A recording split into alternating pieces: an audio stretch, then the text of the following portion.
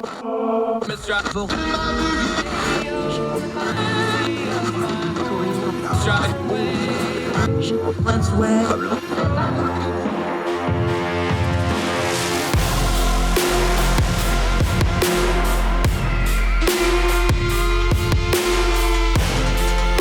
host, Andrew Donaldson. This is Heard Tell. Welcome back to Heard Tell. All right, here's a face we haven't seen in a while. Anxious to hear from her. Sarah Montalbano returns to the show. We actually had her on way back in the old radio show days before the current itineration. Thrilled to talk to her again. She is the Northwest Regional Leader for Young Voices. She's done her schooling over at Montana State. She's written all over the place, Wall Street Journal, Spectator, a bunch of other places. Sarah, great to have you back. How are you? Thank you. I'm doing well. How about you? I'm well. Now, her bailiwick here is Alaska. She does all kinds of research for Alaska Policy Forum. Y'all got a mess up there. Let's start big picture with this thing, though, because here's my thing. Lots of things sound good in theory. Ranked choice voting sounds great on paper. It's worked well in some places. It hasn't worked as well in other places. What's going on in Alaska? Because is the theory matching up with the practical when it comes to ranked choice voting? Definitely not. So we are in the midterm election mess. We got our ranked choice voting in a 2020 ballot initiative that passed by about 1%, which is, 3,000 votes and change.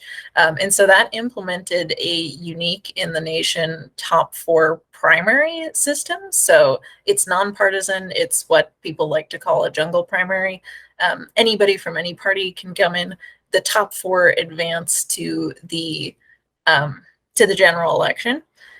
We were first expecting our first test of ranked choice voting to be this November, but due to Representative Don Young's death, we've held a special election. I believe the ranked choice portion was completed on August 16th, but we're not going to find out the results until August 31st. So a full 2 weeks after the ranked choice voting. The primary was a disaster. There were 48 candidates on that ballot. It was enormous. And the top 4 in that are Sarah Palin, Nick Begich, Al Gross, who dropped out, claiming it was too difficult to run as a nonpartisan candidate, and Mary Peltola, the Democrat candidate. So there in this August 16th ranked choice voting election, there were only 3 candidates instead of 4, which threw an extra wrench in this already confusing process. And just for those of you that don't have your flow chart fully filled out just yet, they're actually running 2 elections for the exact same office at the exact same time, because one is to fill in for the rest of Don Young's term, and then there's the actual primary for the next term, and we're doing it at the same time with the exact same group of people. Anybody else confused yet? Yes. And what's more confusing is that on August 16th, the ranked choice special election and the primary election, which is choose one, both on the same ballot. You had to flip it over to look for the ranked choice portion. So that in all to fill a seat for a few months before the permanent the general election is concluded in November. So it's been a real mess, and it's been very difficult to understand why we're going to so much trouble.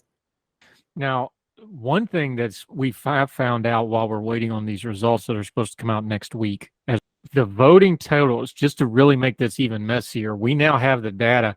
They're creeping up on record levels of voting here. Now, we know voting has been up the last 2 cycles. We know the voting in the special elections have been up.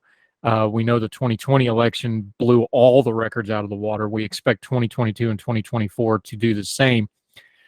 Not only are you putting in a new system, not only is it confusing because of the way you're having to fill the seat, because, Don, for those that don't know, Don Young, this is an institution he had been there for forever, since I think Alaska was almost a state. 50 years. Yeah, pretty much since he's like the second guy to ever hold that office or something. I'm being a little facetious, but he'd been there for forever, well respected. Everybody loved him. He was in that office till he died. That's happened. He's died. Now they're trying to fill it. Where do we even start with this? Because you got the ballots. You've got this now on top of all the mess of it. You've got record voting turnout on a system that even the people doing the system don't seem to know what to do with. This looked like a recipe for disaster. You're there. You're on the ground. Is it as big a disaster as it looks like it is? It seems like it's confused a lot of people, and I think ranked choice voting really advantages the people with the time, energy, and interest to rank a bunch of candidates. And then I think it also has a lot of problems for people like my father who, they would rather just pick one candidate and the rest are unacceptable. They don't have preferences between the rest of them. So that's, I think, something of a philosophic point.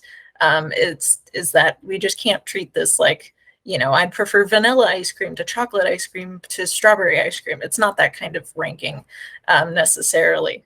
So I think it's confused a lot of people. There are so many questions about the system that the Division of Elections has endeavored on a bunch of education efforts that haven't been entirely successful. Yeah, so it's been really difficult. I don't know how to explain the voter turnout, except that it's on the same ballot as the primary election for November. So it was easy to see a large group of people who didn't vote in the special primary who are voting in the special general, if that makes sense. Yeah, it makes sense. Let's talk about the practical, though, because Sure. somewhere our friend Guinea Coulter, we're going to try to get her on, our election expert. She runs polls. Her thing has always been, you've got to have a ballot that's understandable. I'm old enough to remember hanging chads in the 2000 election. My first election was 98. That was my first presidential election. Hanging chads, and is it fully punched out? And then all that. This is not a new problem to have impractical ballots. But when you have, like you said, you had to flip the ballot over for the other really, really important part of this thing. You have 40 some people on one ballot. So people are just basically going to go look for the name they want, hit it, and move on, even though they're supposed to fill it out further. Mm-hmm. I understand the idea of ranked choice voting. I think it's good. I think the implementation here, like you said, the education hadn't caught up yet. The people, is it fair to say the folks just weren't quite ready for it, even if they liked the idea? It doesn't seem like this was well enacted and folks weren't ready for it. I think so. And I think the fact that the special election came earlier than we were expected, it cut, 3 months off of education time for the Division of Elections. So that's, I think, certainly a factor. Yeah. And I mean, the primary ballots are huge because you get anybody who wants to be on the field throwing their name in and getting, a handful of votes. So asking people to think carefully about each of these candidates is going to be kind of a pipe dream.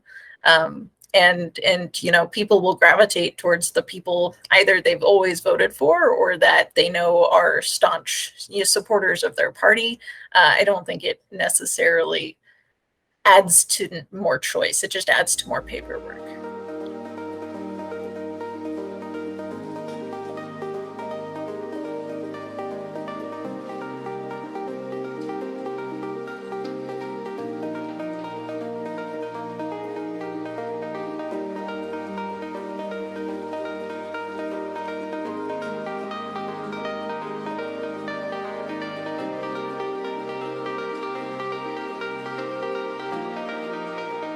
Is it fair to say that part of the problem, whether it's ranked choice voting or traditional voting or mail-in ballots, or, they're going to continue to try to push online voting in some shape or fashion going forward? That's just inevitable.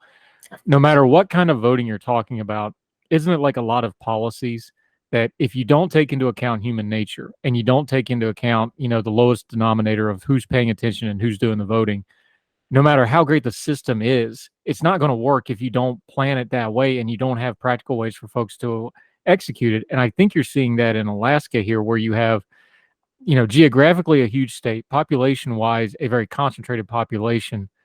This is a place where ranked choice voting probably should work. What should we take away from the fact that it's so far a disaster?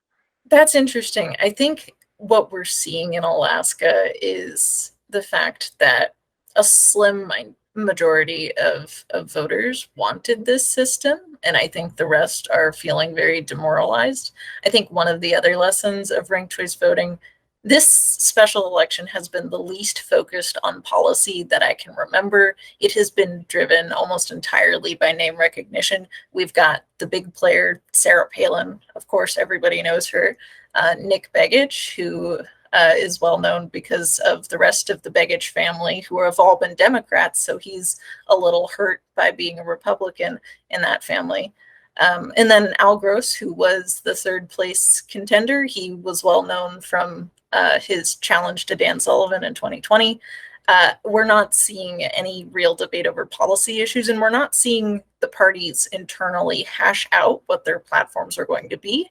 If we were in a choose one system, we would have Sarah Palin and Nick Begich duking it out over policy, but that hasn't happened due to ranked choice voting.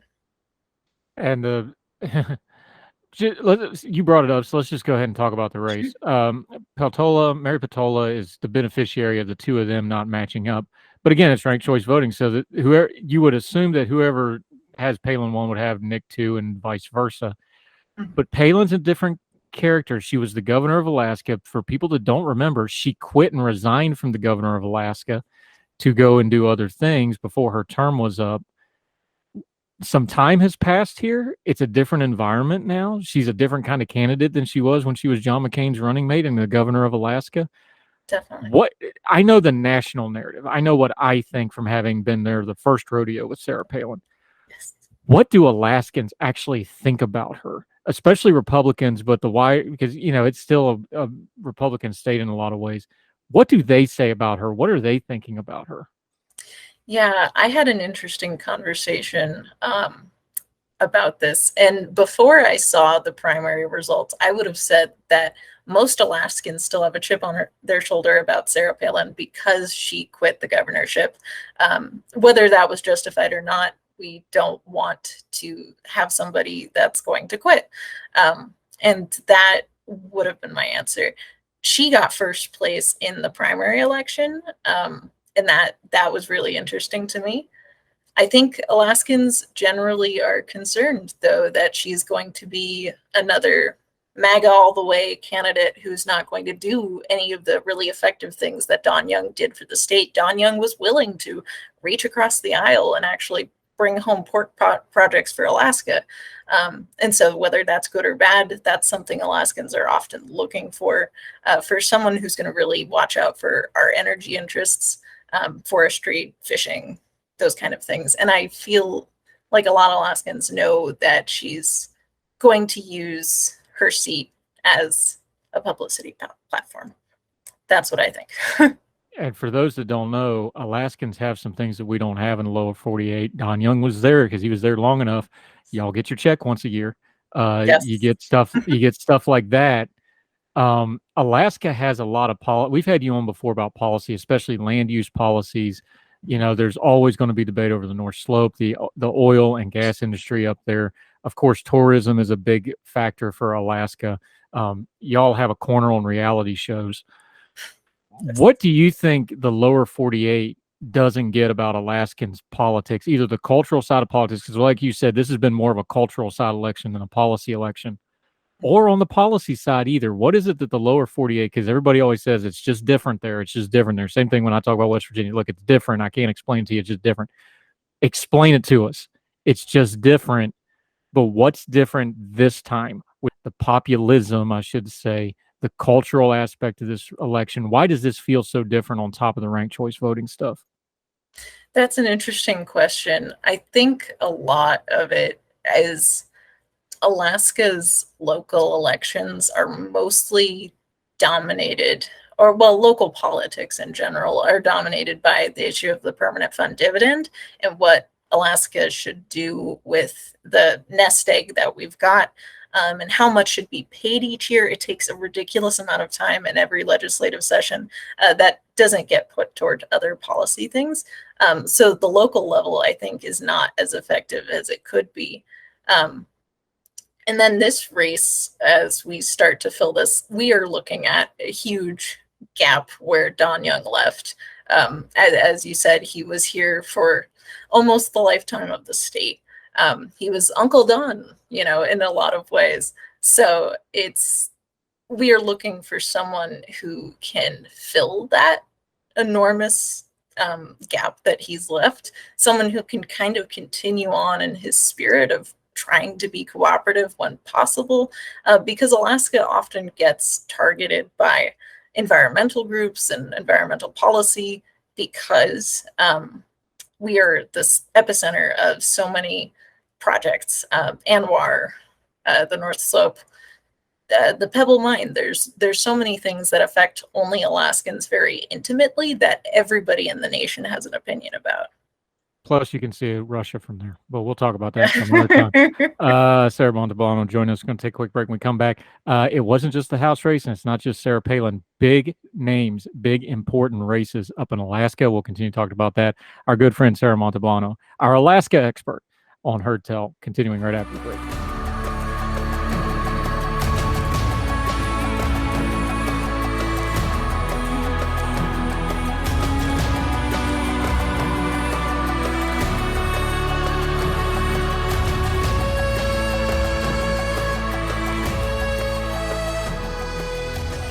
Welcome back to Heard Tell. Having a good time talking to our friend Sarah Montalbano, catching up with her. Been a while since we've had her on. We'll try to make it not so long next time. Okay, it's not just the Sarah Palin double election for the same seat twice at one time, which I don't think that's ever happened before in American history. We'll have to look into that.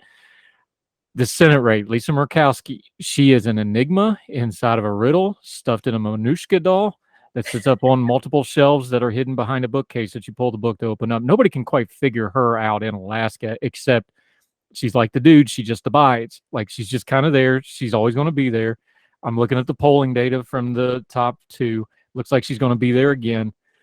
What's the deal with her? Because she's kind of heterodox. She's not fully conservative. She's conservative on most of the important things, but she does break. She's one of those that's every time we have a Supreme Court justice or something bipartisan, her name's always in that mix. Trump doesn't like her, but she seems to be kind of impenetrable to his criticism. You're an Alaskan. We're not. You explain it to me. Lisa Murkowski. All right. That's a big topic. And what I would have to say first is that Lisa Murkowski is going to be enormously advantaged by this ranked choice voting situation. She, in the primary, because we get those results back because they're choose one. So we have that from August 16th, and she polled almost 45%. Her nearest challenger is Kelly Tshibaka. I really hope I'm saying that correctly. And she got 39%. She's the challenger that Trump endorsed. And she's, got a really strong following among Republicans. But every Democrat who's going to be voting in the ranked choice election is going to recognize that Murkowski's a really important swing vote for them. And that, if a Democrat doesn't have a chance of winning this entirely through their first choice votes, that they might as well give their second choice to Murkowski. So I think it's pretty inevitable Murkowski is going to stay a fixture in Alaska politics. Now, there was a lot of rumors that if this ranked choice voting hadn't gone through, she may have switched independent to avoid that primary. That was chatter from her own folks, that's not just speculation. You really think this not only bailed her out, but kept her in the Republican Party, perversely enough? Like Ray Yane, that kind of ironic, ain't it? Yes. And the one thing I would note is on these ballots, the party designation next to the name is what the person is registered to vote as. It's not, an endorsement by the party. It's nothing like that. So Lisa Murkowski can say, look, I'm a registered Republican. She could choose not to vote for any Republicans in any election, but as long as she's registered to vote Republican, an R shows up next to her name. So that's one part of the system that I do feel advantages her. And then the strategy of it just makes sense because, first of all, if she has a lot of first choice votes, that's probably a reflection of people who really approve of her time in Congress. But there's going to be, first of all, Republicans who put Kelly first and Murkowski second and say, well, I'd rather have a Republican than any of the Democrats on the ballot. And then conversely, we also have voters who put Democrats first and then put Murkowski in their second choice. So Murkowski, I feel like, really can't lose necessarily, and she doesn't need the endorsement of the Alaska Republican Party to do well. She can point to her record and say, look, Democrats, you should have me because I'm a valuable swing vote. Republicans, I'm still better than most of the Democrats. interesting you bring up the designation, talking to Sarah Montalbano. Yeah. The party is on the ballot, but it's the way you're saying it. It's just their affiliation, because the party doesn't have anything to do with the ranked choice system, unlike a primary. In the governor's race, you have a little bit of an interesting thing where Mike Dunleavy's kind of running away and hiding with this thing. But second place slipped to Bill Walker, who is listed as a nonpartisan, and then Les Gara, the Democrat, right? I mean, they're within a couple hundred votes of each other, but nonpartisan slided up to number 2. That's what the ranked choice folks that advocate, it's like, there you go. Look there. See what happened? Somebody not in the duality got in there. Do you take that as a positive sign? Is that an outlier? How did that land? Because it was noticeable. Yes, that's something that made me very skeptical when Al Gross said, well, it's just too hard to run as a nonpartisan candidate, because that really shouldn't be the case necessarily. I think a lot of nonpartisan candidates end up caucusing with Democrats anyway, most of the time. So that I don't know if that's an Alaska phenomena or just in general, but that's something I've noticed too. Bill Walker actually won governor as an independent a few years ago. I forget exactly when, but a lot of people were unhappy with him because I think he ran initially as a Republican or a Democrat, I forget, and then switched to independent so that he could be in the general election because he lost his primary.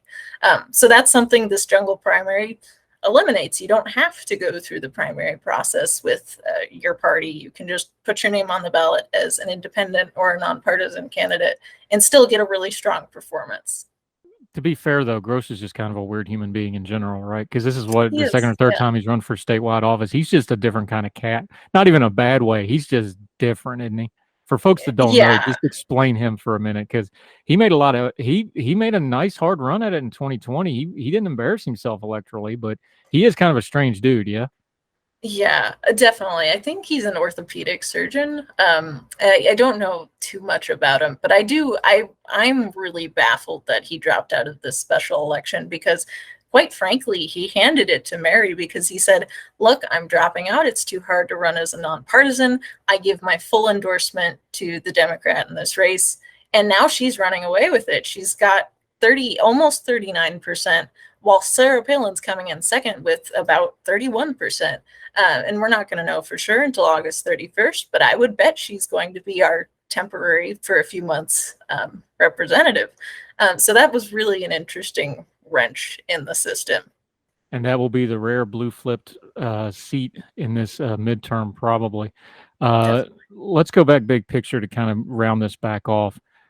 Obviously, Alaska is unique. Obviously, the ranked choice voting is something that's getting pushed in other places. Give us a pros and cons list, because you've been through it. You've actually done it now. You're sitting here waiting. People complain about a couple hours waiting on a call or the next day call. Y'all are waiting 3 weeks almost. Yes. Give me a couple good things and give me a couple bad things from somebody who's actually going through it now. Yeah, a couple bad things come to mind first.